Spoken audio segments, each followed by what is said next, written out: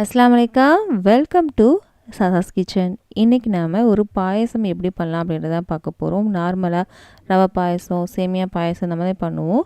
ஆனால் இன்றைக்கி நம்ம பண்ண போகிறது என்னென்னா பைனாப்பிள் பாயசம் தான் எப்படி பண்ணலாம் அப்படின்றத பார்க்க போகிறோம். செம்ம டேஸ்ட்டாக இருக்குங்க. கண்டிப்பாக நீங்கள் ட்ரை பண்ணி பாருங்கள், உங்களுக்கு ரொம்ப பிடிக்கும். இப்போ வாங்க எப்படி பண்ணலான்னு பார்க்கலாம். ஃபஸ்ட்டு ஒரு குக்கர் எடுத்துக்கலாம். இதில் ஒரு 100 கிராம் அளவுக்கு நான் இன்றைக்கி ஜவ்வரிசி எடுத்திருக்கேன். அதை நம்ம சேர்த்துடலாம். இதை லைட்டாக வறுத்துடலாம். நம்ம கலர் எதுவும் சேஞ்ச் ஆக வேண்டாம், லைட்டாக வறுத்தா போதும். ரொம்ப ரொம்ப டேஸ்ட்டான ஒரு பாயசம்ங்க இது. கண்டிப்பாக நீங்கள் ட்ரை பண்ணும்போது உங்களுக்கே தெரியும். டிஃப்ரெண்ட்டாகவும் இருக்கும் டேஸ்ட்டு. வீடே மணக்கும் இந்த பாயசம் செய்யும் போது. கொஞ்சம் வறுபட்டுருச்சு. இது மூழ்களவுக்கு தண்ணி சேர்த்துட்டு நம்ம மூடி போட்டு மூடிடலாம். இது 2 விசில் விட்டுக்கலாங்க, அதுக்கு மேலே வேண்டாம். மூடிடலாம். இப்போது மூடிட்டேன். இப்போது 2 விசில் வரட்டும். இந்த டைமில் என்ன பண்ணணும் அப்படின்றத பார்க்கலாம் வாங்க.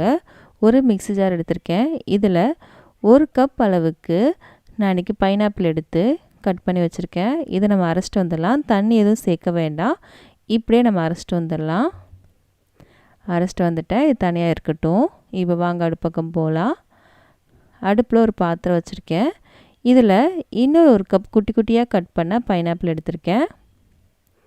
அதை நம்ம சேர்த்துடலாம். இதுக்கப்புறம் 200 கிராம் அளவுக்கு நம்ம இன்றைக்கி சர்க்கரை சேர்க்க போகிறோம்.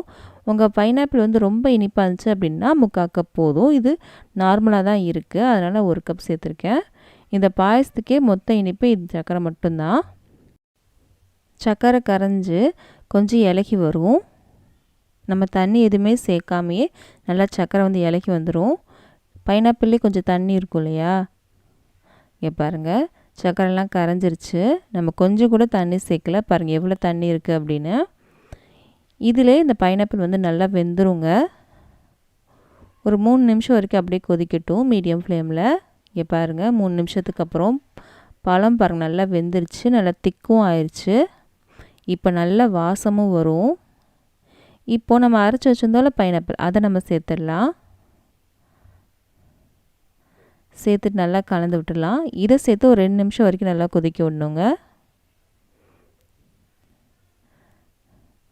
இது செய்யும் போது வீடே நல்லா மணக்கும். நம்ம எந்த ஒரு எசன்ஸ் எதுவுமே சேர்க்க போகிறது கிடையாது.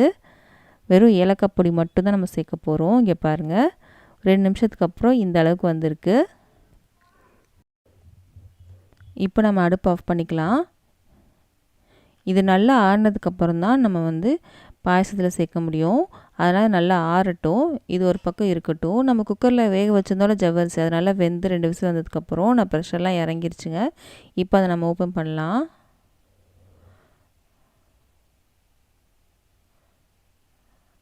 இங்கே பாருங்கள் ஜவ்வரிசி வந்து பாதி வெந்திருக்கு, பாதி வேகலை, அந்த மாதிரி தான் இருக்குது. முழுசாக இன்னும் வேகவே இல்லை பாருங்கள். இந்த மாதிரி நான் வேக வச்சு எடுத்திருக்கேன். இப்போ இதில் ஒரு 1/2 லிட்டர் அளவுக்கு பால் சேர்த்துக்கலாம். காய்ச்சின பால், காய்ச்சாத பால் எது வேணாலும் நீங்கள் சேர்த்துக்கலாங்க. நீங்கள் காய்ச்சாத பால் சேர்க்குறீங்க அப்படின்னா நல்லா ஜில்லுன்னு இல்லாத மாதிரி பார்த்துக்கோங்க. நல்லா கலந்து விட்டு இது நல்லா கொதித்து பொங்கி வர ஸ்டேஜில் கொஞ்சமாக ஏலக்காய் தூள் சேர்த்துக்கலாம். ஒரு 3 நிமிஷம் வரைக்கும் கொதிக்கட்டுங்க. கொஞ்சம் திக்காகி வரட்டும். நம்ம சர்க்கரை முதவே சேர்த்துட்டோம். இப்போ சர்க்கரை எதுவும் சேர்க்கணுன்னு அவசியம் இல்லைங்க. நல்லா திக்காயிடுச்சு பாருங்கள்.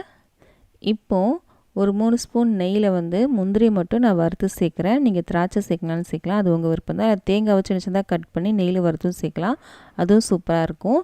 இப்போ நல்லா கலந்து விட்டோம். இந்த பால் இப்போ நல்லா சூடாக இருக்கும் இல்லையா, இப்போ சூட்டில் வந்து நம்ம பைனாப்பிள் சேர்த்தோம் அப்படின்னா பால் வந்து திரிஞ்சு போயிடும். இந்த பால் வந்து கொஞ்சம் ஆறட்டும், அதுக்கப்புறம் பைனாப்பிள் சேர்க்கலாம். இப்போ ஆறிடுச்சு, நம்ம பைனாப்பிள் சேர்க்கலாம். ஒரு ஜாம் மாதிரி இருக்குது பாருங்கள். இது நல்லா கலந்து விட்டுடலாம். நம்ம எந்த ஒரு ஆர்டிஃபிஷியல் கலர் எதுவுமே நம்ம சேர்க்கலை. நீங்கள் வேணுமா கொஞ்சமாக எல்லோ கலர்ஸ் கூட சேர்த்துக்கலாம். நான் எதுவும் சேர்க்கலைங்க. நேச்சுரலாக இருக்க கலர் மட்டும் தான் வச்சுருக்கேன். கண்டிப்பாக இந்த வீடியோ எல்லாத்துக்கும் ரொம்ப பிடிச்சிருக்கும்னு நம்புகிறேன். கண்டிப்பாக ட்ரை பண்ணி பாருங்கள். செம்ம டேஸ்ட்டான ஒரு பாயசங்க. இந்த வீடியோ பிடிச்சிருந்துச்சுன்னா கண்டிப்பாக லைக் பண்ணுங்கள், ஷேர் பண்ணுங்கள், கமெண்ட் பண்ணுங்கள். மறக்காம நம்ம சேனலை சப்ஸ்கிரைப் பண்ணிடுங்க. பக்கத்தில் இருக்க பெல் பட்டனையும் கிளிக் பண்ணிடுங்க. அப்போ தான் இனிமேல் போட போகிற எல்லா வீடியோவும் சேரும். இந்த மாதிரி ரெசிபிஸ்லாம் உங்கள் ஃப்ரெண்ட்ஸ்க்கும் ஃபேமிலிஸ்க்கும் பிடிக்கும் அப்படின்னா அவங்களுக்கு இந்த வீடியோ ஷேர் பண்ண மறக்காதீங்க. நம்ம அடுத்த வீடியோவில் சந்திக்கலாம்.